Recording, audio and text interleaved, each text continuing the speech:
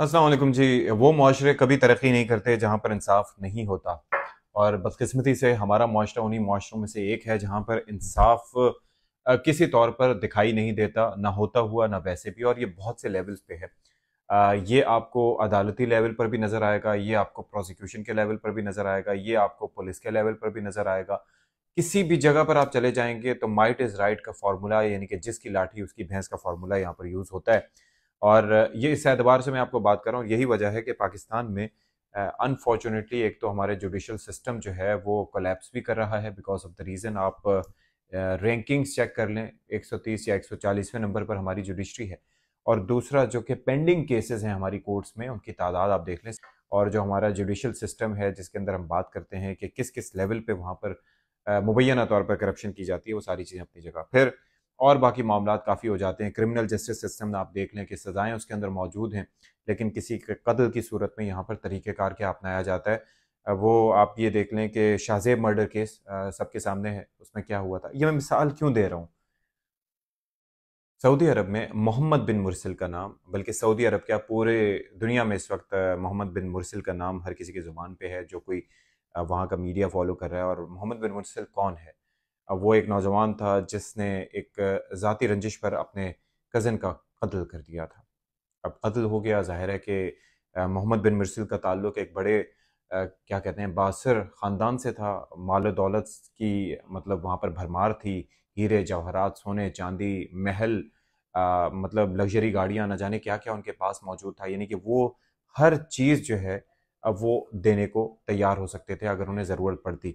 तो मर्डर हुआ, मामला अदालत में गया, अदालत ने जो है वो कत्ल की सज़ा मौत सुनाई। आप ये देखें कि वहाँ पर ये नहीं हुआ कि पुलिस ने जो है वो मामला रफ़ा दफ़ा करने की, मट्टी पाने की कोशिश की, वो जो इन्वेस्टिगेशन थी उस पर असरअंदाज होने की कोशिश की, ऐसा नहीं हुआ। अदालत ने शवाहिद की रोशनी में सज़ाए मौत सुनाई।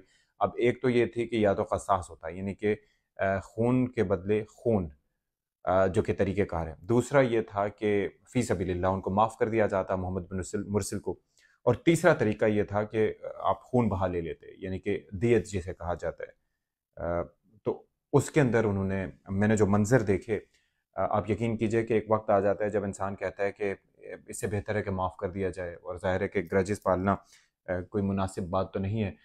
लेकिन वहाँ पर जिस तरह से उन्होंने कोशिशें की, मोहम्मद बिन मुरसिल के अहले खाना की जानिब से, दोस्त अहबाब की जानिब से, जो उनके रिश्तेदार थे उनकी जानिब से, यकीन करें जितनी इज्जो इनकिसारी से उन्होंने जा जाके, ये नहीं कि पस पर्दा जाके असरअंदाज होने की कोशिश कर रहे हों, उनको धमका रहे हों कि तुम्हारी ज़िंदगी बर्बाद कर देंगे, तुम कहीं के नहीं रहोगे, ऐसा कुछ भी नहीं किया।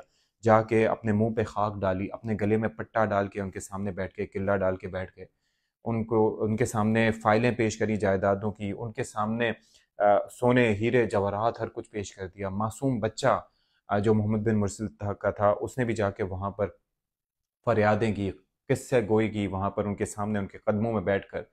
आप यकीन कीजिए कि कोई ऐसा अमल ऐसा नहीं था जो मुझे लगा हो कि वो नहीं किया, उन्होंने कोशिश नहीं की। लेकिन जो मुखालिफ फ़रीक थे, जिनका जवान बेटा गया था, उन्होंने उनको माफ़ नहीं किया। ज़ाहिर है कि दे वर विदिन देयर राइट्स। और आखिर में वो मंज़र भी मैंने देखा जब माँ अपने बेटे से 20 मिनट का वक़्त दे दिया गया था कि बस that is the last time you will be seeing your son. जो उसके जज़्बात थे उसके चेहरे पर, जो दिल उसका फट रहा था। लेकिन ज़ाहिर है कि इंसाफ़ तो यही होता है कि आप ये देखिए कि उस माँ के सीने पे, उसके दिल पे क्या गुज़री होगी जिसने अपना जवान बेटा खोया। तो वही तकलीफ़ इस माँ को भी बेयर करना पड़ी। और एंड में जब हमने ये देखा कि जब उसका सर कलम किया गया मोहम्मद बिन मुरसिल का, उसके बाद जो मनाज़िर हमने देखे, दिल यकीन कीजिए कि दिल बहुत एक तकलीफ़ का शिकार हो गया। एक दिल गिरफ़्तगी का आलम था वो मंज़र देख के, जो लोग आपस में लिपट-लिपट कर रो रहे थे और ज़ाहिर है कि फ़रियादें कर रहे थे। लेकिन बहरहाल ये पाकिस्तान में ज़ाहिर है ये वो ताकत थी जो नबी करीम सल्लल्लाहु अलैहि वसल्लम ने वहाँ पर अ, उन लोगों को दी जो कि अपनी बेटियों को पैदा होते ही दफ़न कर दिया करते थे। लेकिन वहाँ पर अब लोग इंसाफ के मामले पर इस तरह जुटे हुए हैं, डटे हुए हैं कि इंसाफ का बोल वहाँ पर बाला होता है। और पाकिस्तान की अगर मिसाल लें तो शाहज़ेब जो कत्ल केस है सबके सामने है, किस तरीके से कर करके बिल आखिर वो मुलजिम रिहा हो गया। सानह साहिवाल सबके सामने है कि वहाँ पर किस तरीके से जो लोग थे, सीटीडी के अहलकार थे, जिन्होंने एक फ़ैमिली को बहिमाना तौर पर कत्ल कर दिया था। वो मासूम बच्चों के चेहरे मुझे आज भी नज़र आते हैं जो بے یار و مددگار وہاں پر بیٹھے ہوئے تھے، وہ تصویر آج بھی میری نگاہوں کے سامنے گھومتی ہے۔ پھر اس کے علاوہ یہ رانی پور کا جو فاطمہ مرڈر کیس ہے، آپ یہ دیکھیے کہ وہ ابھی پتہ چلا کہ ڈی وی آر کا ریکارڈ ڈیلیٹ ہو گیا، پھر موبائل بھی ملزم کا لاک ہو گیا، یعنی کہ there are so many things. آپ یہ سوچئے راؤ انوار کا معاملہ دیکھ لیں، نقیب اللہ محسود قتل کیس، یعنی کہ اس کا بھی کچھ ابھی تک پتہ نہیں چل سکا کہ کیا ہوا۔ آپ کے بھی ذہن میں بھی کئی ایسے واقعات آ رہے ہوں گے جس میں آپ سوچ رہے ہوں گے کہ ان معاملات کو منطقی انجام تک پہنچنا چاہیے تھا، لیکن یہ حال ہے ہمارے نظام انصاف کا یہاں پر، اور پریشرائز کر کے لوگوں کو اس نہج پہ لے آتے ہیں کہ ان کے پاس کوئی چارہ نہیں رہ جاتا کہ وہ کیس سے پیچھے ہٹ جائیں، معاف کر دیں۔ قندیل بلوچ کا واقعہ، یعنی کہ اپنے باپ نے اس کے اندر بالآخر معاف کر دیا۔ تو یہ معاملات ہیں۔